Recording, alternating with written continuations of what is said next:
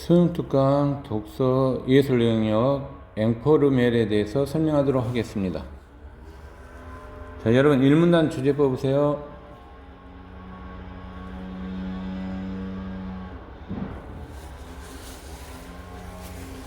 자, 핵심켜서 여러분 이때 여기서부터 봐줘야 되겠죠. 자, 이 지문에서는 진로하고 형상에서 서구의 해화가는 어떤 관점에서 보고 있나를 봐줘야 되겠죠.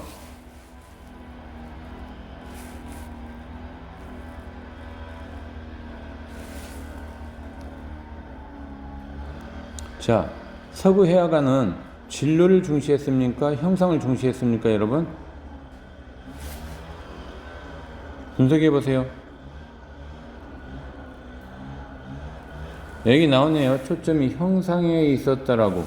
그리고 진로는 2차적인 것이니까 형상과 진로를 비교대조했을 때 형상이 1차적이 되고 진로가 2차적이니까 형상이 더 중시됐다라고 말할 수 있겠습니다. 자, 1문단 주제 보도록 하겠습니다. 진로보다 형상을 중시했던 서구의 해화관이 되겠습니다.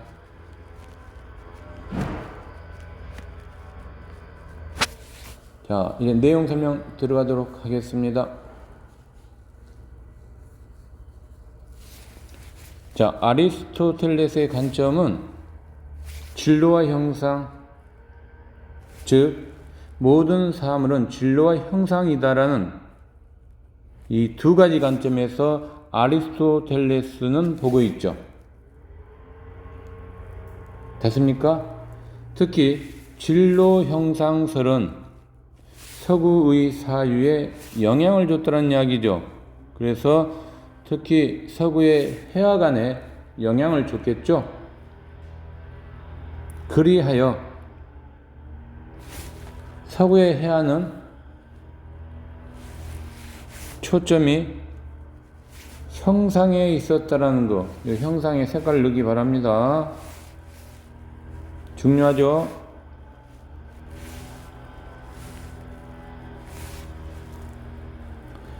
됐습니까? 예. 그 다음 이게 20세기 초반까지 이어온 거죠.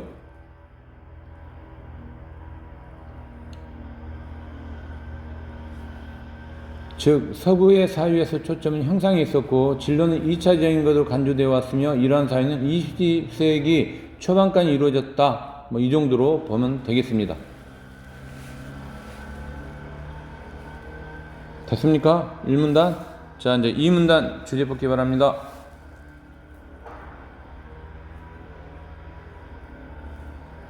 이 문단 여러분 핵심 키워드가 기억과 니은이죠. 차가운 추상과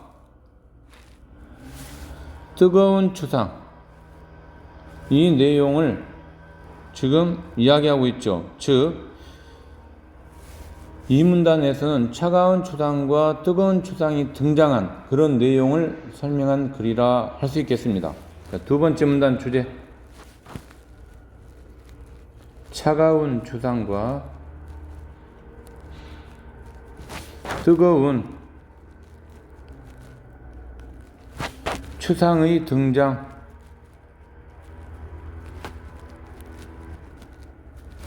내용 설명 들어가도록 하겠습니다. 20세기 초반 추상 미술을 이끌었던 누굽니까, 여러분? 몬드리안.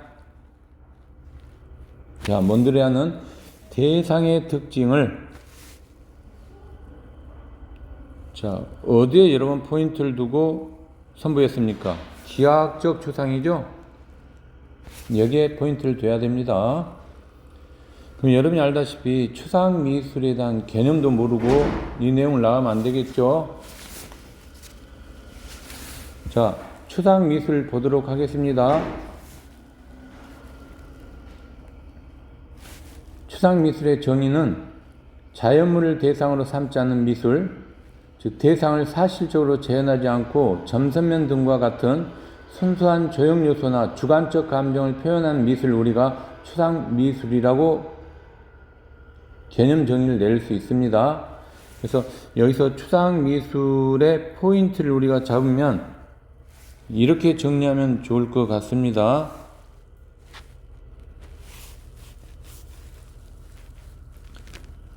순수한 조형 요소나 주관적 감정을 표현하는 미술이다 라고 말할 수 있겠습니다. 자, 됐습니까? 자, 그 다음에 이제 차가운 추상으로 이를 불렀는데, 그죠? 기하학적 추상을 차가운 추상으로 불렀는데, 이 차가운 추상이 어떤 건가? 여기에 대해서 우리가 좀 살펴볼 필요가 있죠. 자, 몬드리안은 조형 요소와 정형화된 양식을 통해 사물의 본질을 드러내고 조화 균형을 보여준다고 생각했고, 자, 이러한 생각은 당대 미술가에게 영향을 줬다는 이야기죠. 그러면 차가운 추상을 가지고, 자, 이제 우리가 이 그러나가 나왔으니까 비교대조 합시다. 차가운하고 뜨거운 추상. 자, 차가운 추상 정리 잠깐 하도록 하겠습니다. 차가운 추상은 기본적인 조형 요소와 정형화된 양식을 추구한다라고 나와 있죠, 여러분. 여기에 첫 번째가 될 거고요. 그 다음에 두 번째는 어디에 초점을 두고 있는 겁니까, 여러분? 차가운 추상은 분석 잘해야 됩니다. 형상이 될까요? 진로가 될까요? 네, 형상이 되겠습니다. 여기 포인트입니다. 형상.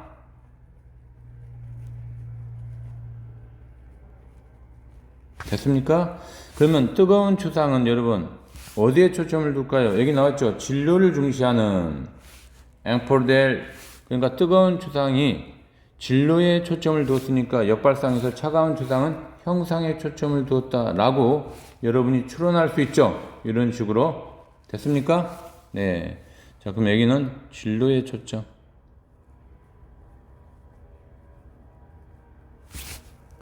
됐죠? 자, 하나 또 더 정리합니다.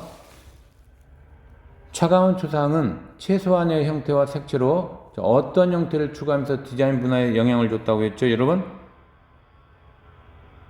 분석 들어가야 됩니다. 그렇죠. 기하학적인 형태를 추구했다는 이야기죠.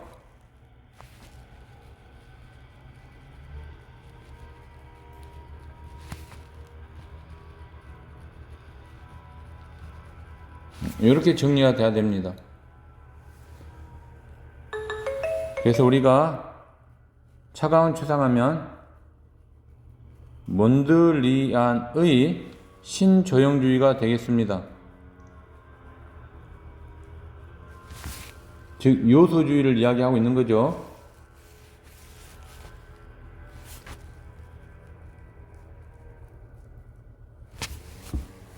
자, 이제 뜨거운 추상 보도록 하겠습니다. 그러나 2차 세계대전 이후 정형화된 계획적 의도된 반발하면서 자유분명한 표현을 통해서 진로를 중시한 앵포르멜 이렇게 나와 있죠.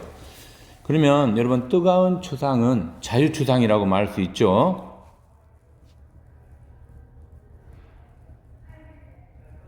그 다음에 진로에 중점을 뒀고, 그 다음에 앵포르멜 운동을 낳게 되는 근거가 되죠. 됐습니까? 자, 이제 세 번째 문단 주제 분석해 주세요. 세 번째 문단 상당히 여러분 쉽죠?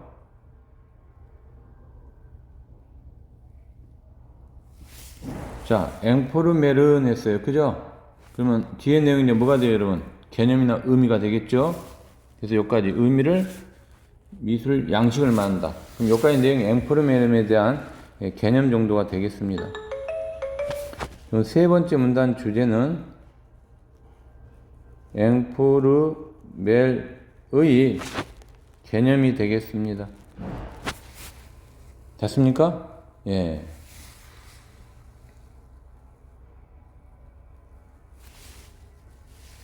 자, 그 다음에 이제 앵포르멜은 우리가 의미적으로 분석하면 무의미한 화면의 선색질, 리듬, 채로 등에 의한 강렬한 효과를 노린 거거든요. 그래서 우리가 보통 무형파, 비정형파라고 부르죠. 앵포르멜의 흐름을 비정형파 또는 무형파라고도 부릅니다. 됐습니까? 자, 핵심 포인트 잡겠습니다. 그러면 앵포르멜은 여러분 이제 잘 보세요. 어디에 포인트를 둔 겁니까? 진로죠. 됐습니까? 진로. 예. 그래서 요 진로 그 자체를 중요시한 거죠. 그러니까 진로에 중점을 두고 뭘 추구한 거죠, 여러분? 비정형성을 추구하고 있다. 요 정도로 정리하면 되겠죠. 앵포르멜은 자, 진로에 중점을 두고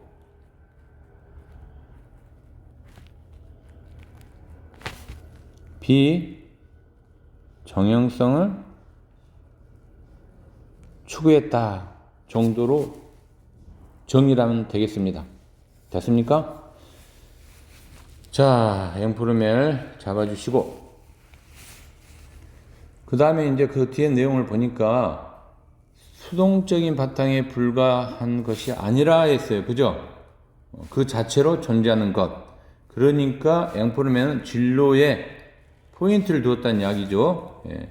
그 다음에 앵포르멜 계열의 작품들은 종종 타시습이라 부르기도 했고, 그 다음에 여러분 또 뭐예요? 타시습. 자, 얼룩의 의미를 지금 뭐가 돼요, 여러분? 타슈가 되죠. 그래서 이렇게 해서 유래한 이름으로 이제 이야기를 한 거죠. 특히 두꺼운 물감을 던지없이 발라 만든 얼룩과 같은 작품. 자, 의미적 해석하면 어떻게 돼요, 여러분? 이것은 타시습에 대한 의미가 되겠죠. 타시습에 대한 의미. 됐습니까? 이렇게 정리를 하시고 그 다음에 이제 즉흥적으로 붓질한다. 여기서부터는 하나의 사례가 되겠죠, 여러분. 그쵸? 특히 이 방법까지 해서 그러면 우리가 앵포르멜 미술 양식의 사례를 보면 자, 즉흥적으로 붓질한 거죠. 그쵸? 그 다음에 튜브에서 물감을 잘 그대로 화면에 흘리거나 찍어대는 방법이죠. 자, 이걸 여러분 우리가 뭐라고 할 수 있어요? 타시습이라고 불린 이유라고 이야기할 수 있죠. 이렇게 해서 세 번째 문단의 주제는 앵포르멜의 개념이 되겠습니다. 됐습니까? 자, 이제 네 번째 문단 주제 정리하기 바랍니다. 한번 뽑아보세요.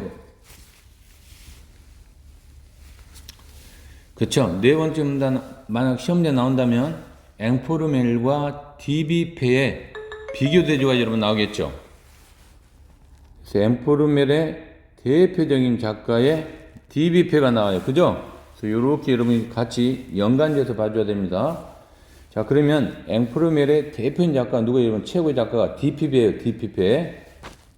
그러면 앞으로 우리가 네 번째 문단에서는 디피페의 작품 세계에 관한 이야기를 할 수밖에 없는 거죠.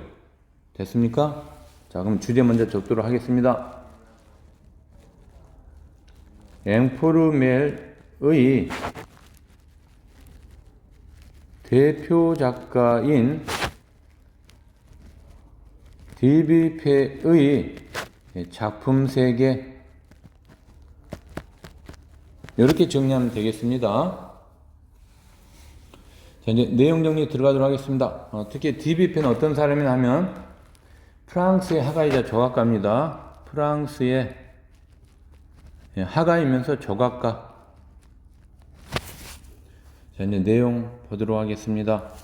물감에 시멘트, 모래, 풀 등을 섞은 자, 반죽을 화면에 두껍게 발라 올리는 이걸 여러분 뭐라고 불러요? 그렇죠? 오트파트 기법. 그러면 디비페는 오트파트 기법을 사용한 거죠. 그럼 오트파트 기법이 어떤 거냐면 두껍게 발라 올린다는 이야기잖아요, 이게. 그죠? 즉, 물감에 시멘트 석고 등을 섞은 반죽을 발라 올리는 기법. 이게 오투파트 기법이죠. 됐습니까? 자, 그 다음에 쭉 내려가면, 자, 날 것 그대로의 진로에 대한 선호를 나타냈다. 그럼 날 것 그대로의 의미적 해석은 어떻게 해야 돼요, 여러분? 알로이의 재료를 섞어 두꺼운 재질감을 내면서 질감 자체의 표현성을 얻으려고 한 흔적이 보이죠? 그 다음 줄을 볼까요, 여러분? 나는 거칠고 덜 된 것에서 뭘 넣는다? 만족감을 얻는다 했어요, 여러분. 만족감. 여기 포인트가 뭡니까? 특정 작가의 말을 지금 직접 인용하고 있다는 이야기죠. 됐습니까?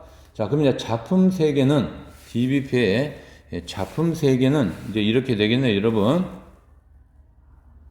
A섬트 이제 작품 세계가 나오죠.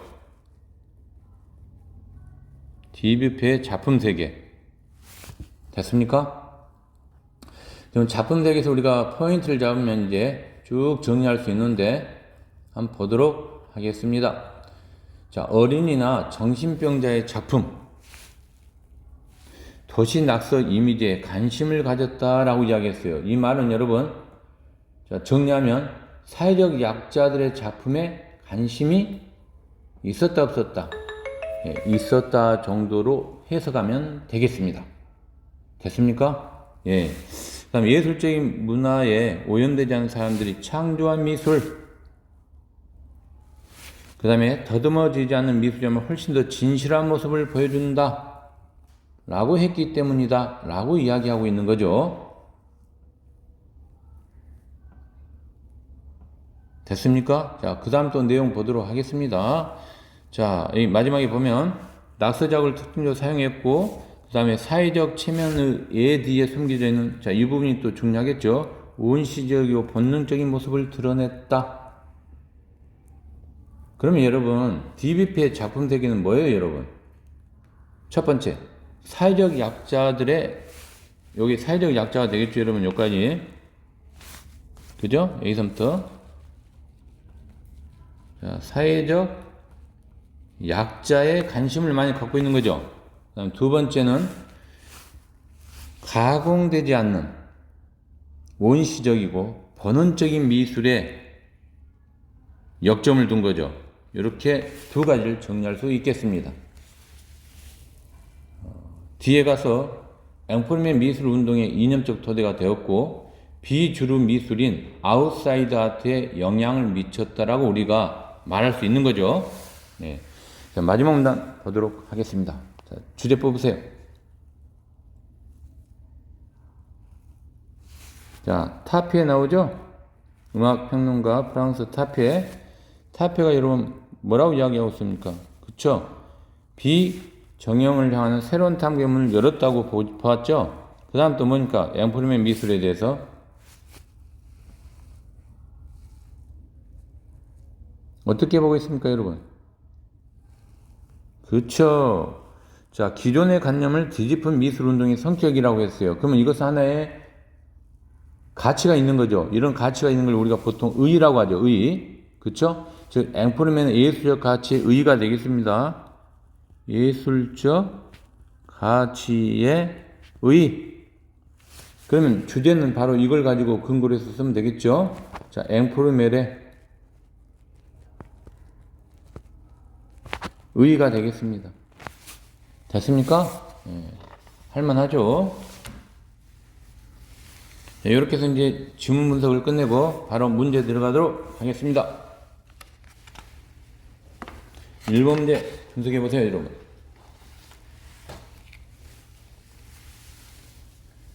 답이 몇 번일까요?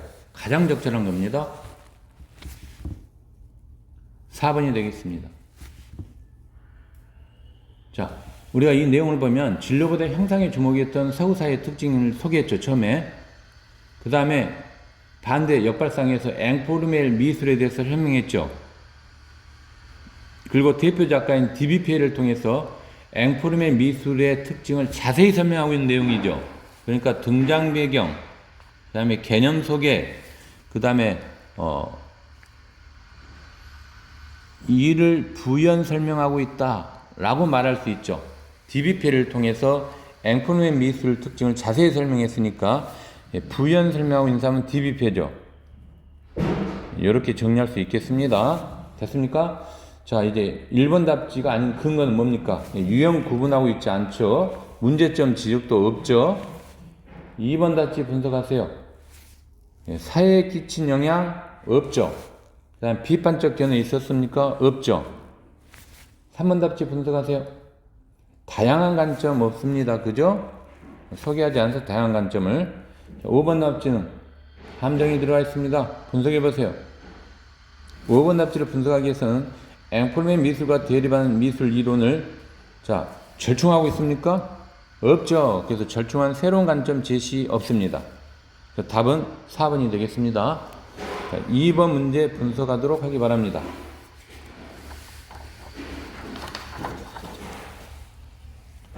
답은 몇 번입니까? 2번에 1번이 되겠습니다. 어느 부분이 여러분 잘못됐을까요? 기억과 니은을 우리가 비교 대조할 때, 기억은, 쉽게 이야기해서 기억은 대상의 특징을 단순하게 표현하는 기하학적 추상 방식이죠, 여러분.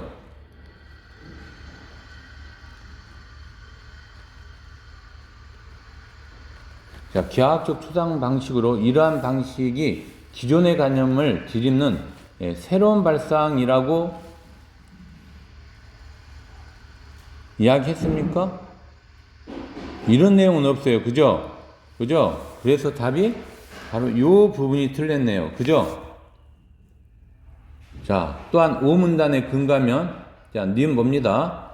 미술에 대한 새로운 방식을 제시함으로써, 기존의 관념을 뒤집는 미술운동의 성격을 획득하게 된 것은 니은이죠, 여러분.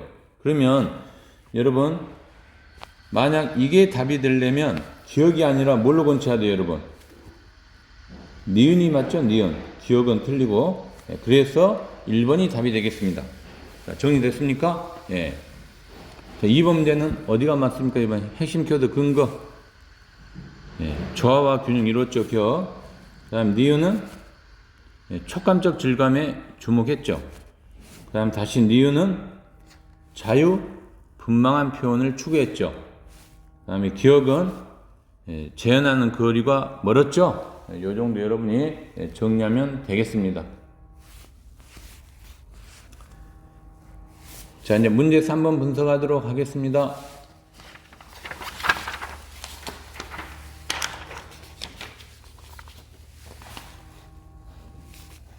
이 글에 대한 이해한 내용으로 적절한 것을 보기 위해서 고른 거 되겠어요. 그죠? 답은 여러분 몇 번일까요? 바로 나와야죠? 2번입니다. 2번.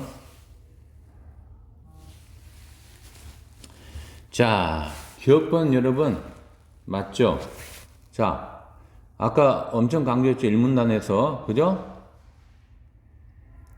서구 사회에 아리스토텔레스는 영향을 줬고, 그 다음에 서구 해화관의 관점은 어떤 관점이었어요, 여러분? 바로 나와야 되죠?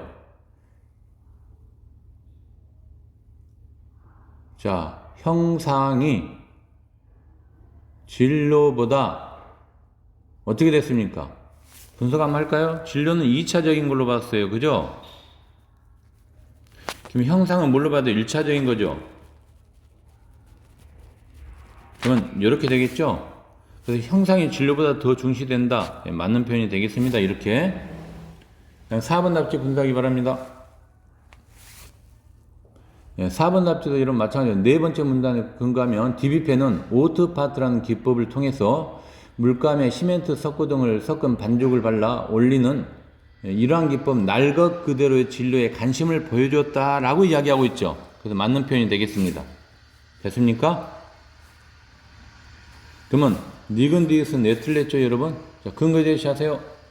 니은번은 3문단에 있죠. 3문단에 근거하면 앵콜맨 형상을 받아들이는 바탕으로 진로가 아니라 그 자체로서 존재하는 진로에 주목하고 있죠. 그럼 여기에서 여러분 보세요. 형상을 받는 진로의 성격을 뚜렷이 드러내었다. 이거 아니죠? 이렇게 해서 답이 틀린 겁니다. 그럼 니은은 여러분 어디가 잘못됐습니까? 이 문단의 근거죠. 이 문단에서 앵콜멜은 계획적으로 의도된 것에 반발하면서 대두된 미술이거든요. 그죠? 그래서 여기 보면 여러분 보세요. 덕지덕지 걸루.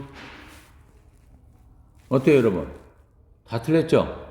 네, 그래서 답은 2번이 되겠습니다. 4번 문제 분석해 보기 바랍니다. 답은 좀 쉽죠? 4번에 답은 여러분 바로 나와야 됩니다. 몇 번일까요? 자, 본능보다 예의를 중시했다는 말이 돼야 안 돼요? 안 되죠? 자, 근거 대시 DB펜은 날 것 그대로 예술을 통해 사회적 체면과 예의 뒤에 숨겨져 있는 원시적인 모습을 드러내고 싶었거든요. 그죠? 근데 이거 어때요? 말이 안 되는 소리죠? 자, 이게 아니고 만약 답이 된다면 원시적이고 본능적인 모습을 중시했다, 드러내고자 했다. 이렇게 하면 맞는 답이 되죠. 1번이 틀렸고, 자, 2번 답지의 키워드 분석하세요. 만족감 느낀다 했죠? 됐죠? 3번 답지는? 3번 답지 여러분 분석해 보세요. 4문단에 있었죠? 4문단에 날 것 그대로 거기서 여러분 포인트 잡아야 됩니다. 자, 영만의 분출구로 볼 수 있죠? 많은 표현 될 거고 4번 답지 분석하세요. 예, 숨겨진 본능적인 모습, 원시적인 모습을 드러낸다. 맞죠? 5번 답지 분석하세요. 예, 5번 답지는 4문단에 있었죠. DB패의 안목을 엿볼 수 있죠. 예. 정리됐습니까? 자, 이상으로 수업 끝내도록 하겠습니다.